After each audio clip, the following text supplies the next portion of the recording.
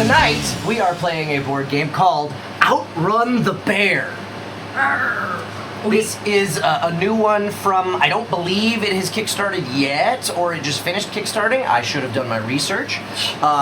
This is a new one from Around the Stump Games. Oh, that's so Around cute. the stump? Yeah. Like, hey kids, let's all sit around the stump. Yeah. And this is a really cute little co-op, not really, game. Not the way I play it. Yeah, I was gonna say. The thing is, it's possible for everyone to win. Okay. As far as each individual player is concerned, in game terms, doesn't matter to you if other people win as well or not. There's two possible end game scenarios. Either everybody who's still in the game has made it to the car at the end of the board, or Station wagon.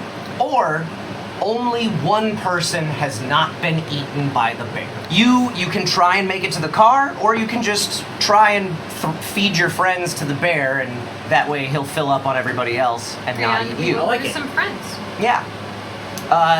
So the premise is we are all at a picnic table, camping, and a big, huge bear. Look at the size of this bear compared It's a to big us. bear. Hold on. Let's go to this. There Big, we go. big, Oh, big the bear. ratio bear to human is Look at insane. the size of the humans compared to the size of that bear. So, the shape of the game, on your turn, the first thing you're going to do is resolve the effects of the terrain on the space that you are currently standing on. Let me... Solve the effects of the terrain. There are Okay. 5 different types of terrain on the board. If you're on a walking path, there's no effect. Nothing's going to happen. Okay. If you're on a bramble, which I think that's the only bramble space on this board, just by random happenstance. Brambles mean you can't take a sprint action if you Okay. start your turn there. We'll talk about possible actions in a second. If you start your turn on a river space, the current carries you forward 1 space. Oh, so rivers are good. Yeah, rivers are great. If you start your turn on a slippery slope, that's like you're climbing up a muddy hill, you slip, and you go back 1 space at the start of that turn. Just one? Yeah, just 1. You will always only resolve terrain for the space that you start your turn on, and that's it. Okay. Doesn't matter what you cross or end on that for the rest of that turn, it's where you start your next turn that will be resolved. Okay. When you start at the campsite, so our first turn, or any of these rest areas, you get to choose if you want to, and you could always pass on either of these. You could choose to play an equipment card, we'll talk about those in a second, or you can discard a card from your hand and draw a new one from the deck. Okay. After you resolve the effects of the terrain, everybody has a reference card that has this on one side of it, by the way. So you can take a look at that. The other side of that reference card tells you your turn order. After you've resolved terrain, you will then take 1 action. Those options, and I'm just taking a look around the table. Okay, Jared and Diva both have some player powers that are actions. Dustin, Eric, and myself have passive player powers. Talk about those once we've gone through all the rules. So, in addition to these actions, Jared and Diva have another action as an option. We chose well. The actions you can choose from, besides those, you can crawl forward 2 spaces. Okay. Just basic, just like move ahead a couple spaces. You can sprint, unless you're starting on a bramble, by discarding 4 cards from your hand and moving ahead 5 spaces. You can play an action card from your hand, and there are, let me come up to my seat. There's 3 different types of cards in the deck. Action cards are green, reaction cards are orange, and equipment cards are blue. If you're playing an action card on your turn, like if you're taking this action, you simply just put this in the discard pile, resolve whatever the text is. This one is move another player 2 spaces, then you move 2 spaces. Oh, so But you pick can 'em up move. and move them? You could move in either direction. So you could push someone backwards 2 spaces if you wanted to. Okay. Interesting. Or sideways for that matter, I guess. But anyway, anytime you play a card, you're gonna want to bear in mind. Sorry. So you're gonna want to bear in mind the numbers in the top left corner because that's going to impact the bear turn. Ooh. Oh, okay.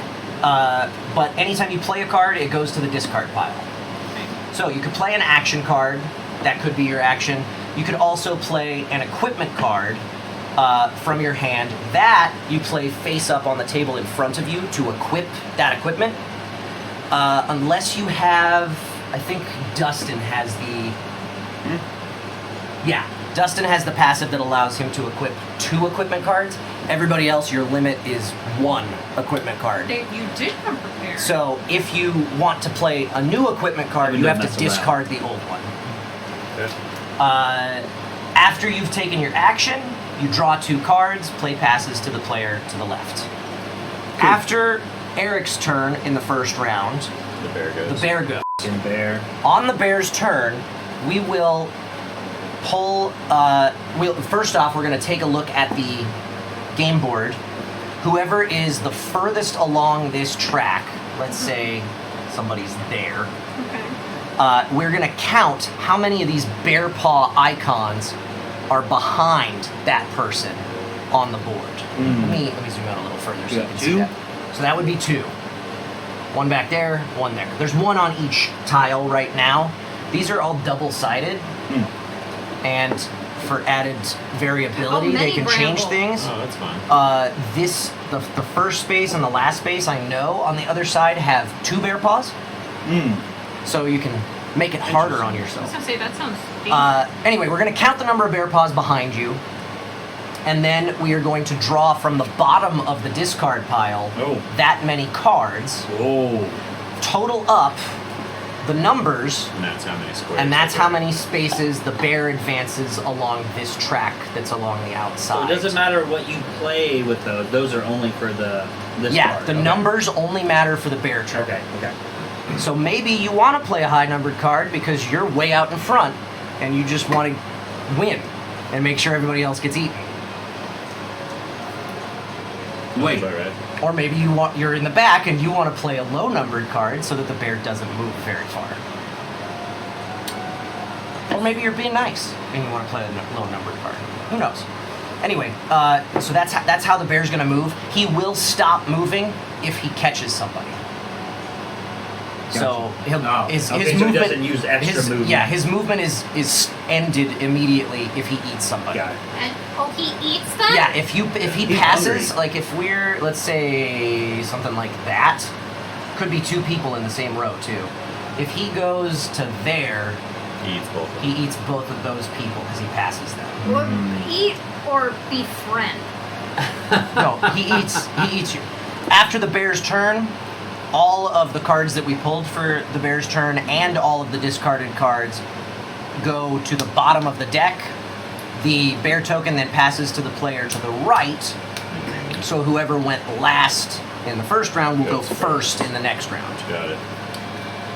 And that is the gist of how it's played. We'll keep going in rounds until either everybody who's still alive has made it to the car, or 1 or fewer players are still in the game. Let's do it. Hey, thanks for hanging out. If you want to spend more time with us, do us a favor. Hit that like button, hit that subscribe button, and most importantly, head on over to twitch.tv/BNB Tabletop and give us a follow there. We play board games live every Sunday night at 5 p.m. Pacific Time on a show we call The Board and Barrel. And we like to keep things interactive. You guys can influence what happens throughout the course of a game with our Buff and Nerf house rules. You can also make predictions on how things are going to pan out, play virtual bingo for a chance to win a free board game of your own, and heckle us and stuff from the chat. Thanks again for watching, and we'll see you Sunday night.